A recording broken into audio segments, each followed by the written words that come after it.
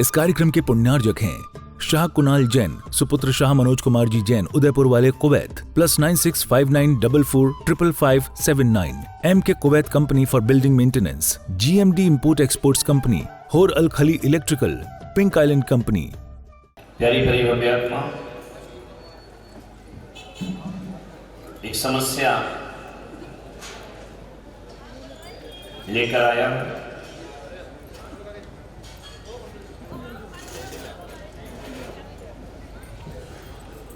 ये समस्या ऐसी समस्या है, सार्वजनिक है। एक समस्या लेकर आया हूं,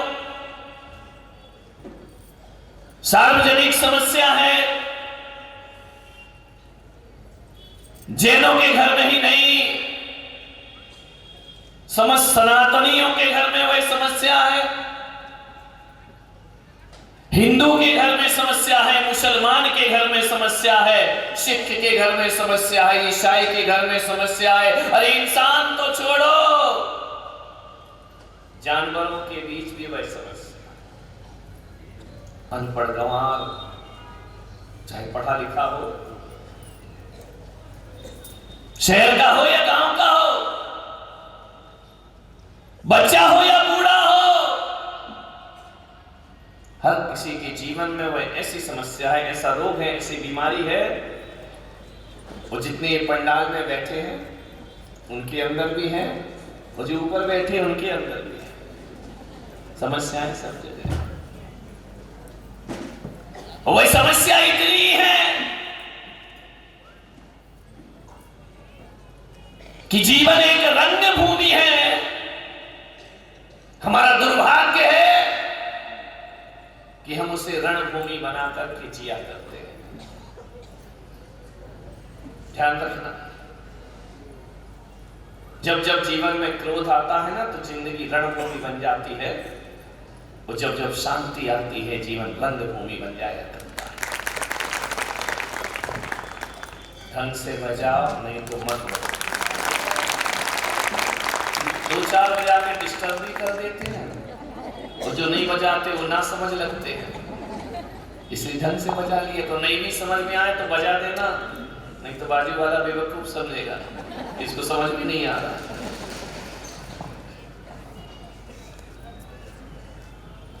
मन को शांत करो, मन शांत नहीं है।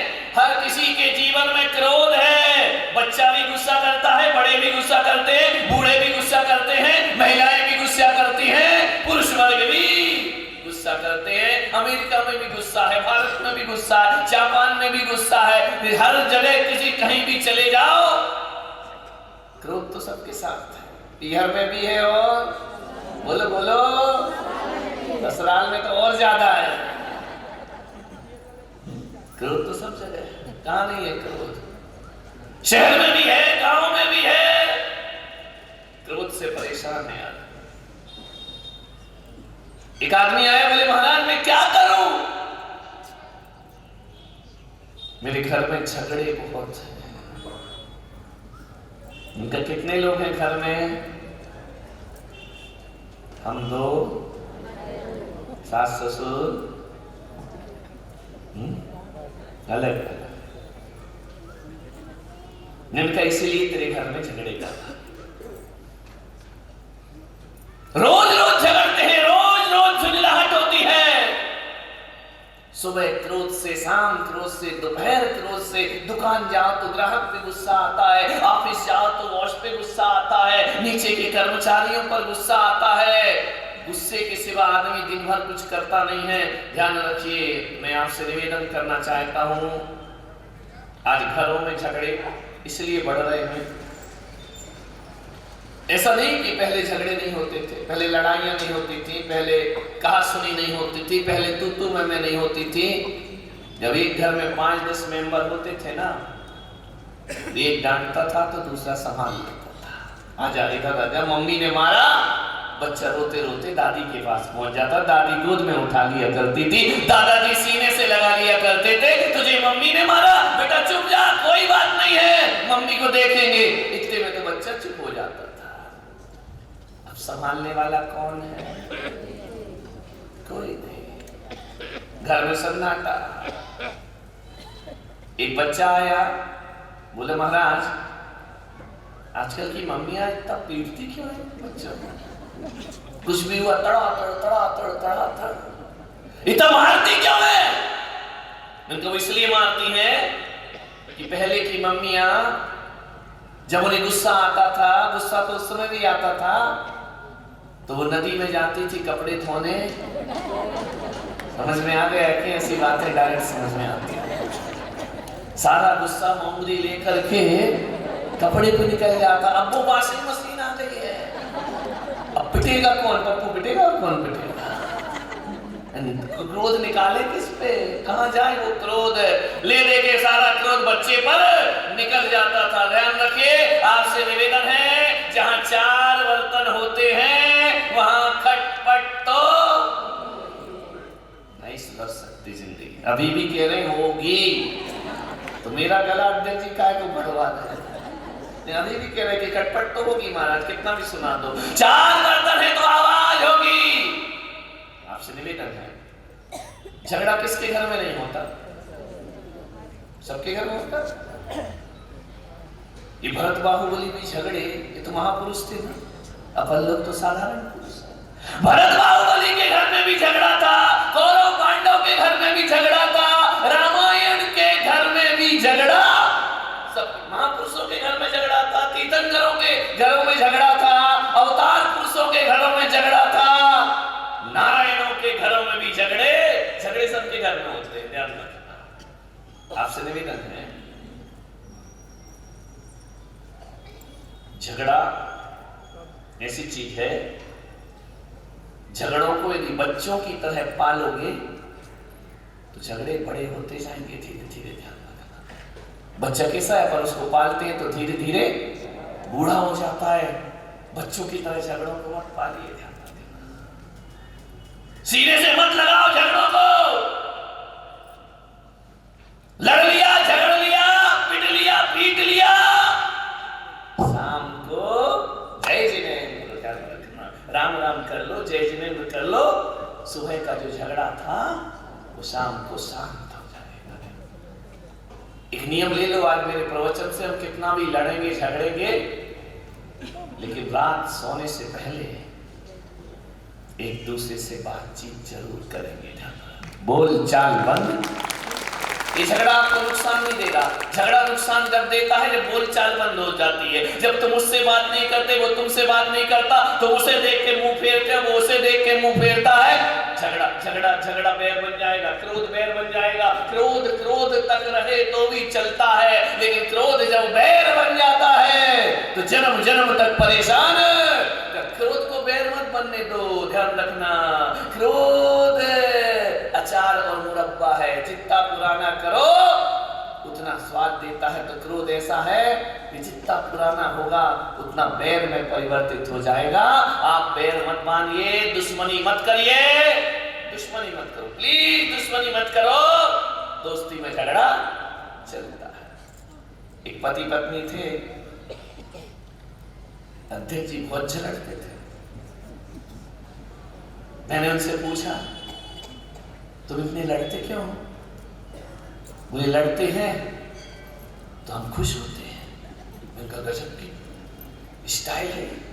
बोले महाराज नहीं लड़ेंगे तो झगड़े में, झगड़ा नहीं करेंगे तो आनंद नहीं आता, खुशी नहीं मिलती है। अब सोचो, आदमी का सोच देखो।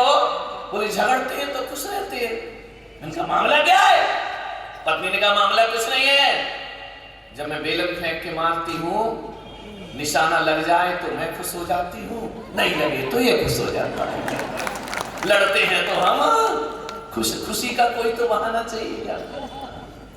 लड़ना झगड़ना बुरा नहीं है, क्रोध बुरा नहीं है, बैर की गांठ बहुत बुरी होती है। भाई भाई में बोलचाल बंद नहीं होना चाहिए, देवर भाभी का बोलचाल बंद नहीं होना चाहिए, देवरानी जिठानी का बोलचाल बनना नहीं होना चाहिए। झगड़ा हो जाए, तू मैं हो जाए, शाम तक सूर्य ढलने से पहले तुम्हें दोस्ती हो जाना चाहिए।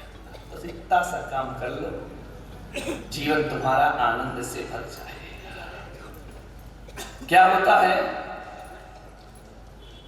ये महिलाएं दोनों कान से तो सुनती, इधर से भी सुनेगी क्या कह रहा है, इधर से वो क्या कह रहा है, दोनों कान से सुनती है, मुंह से निकालती है।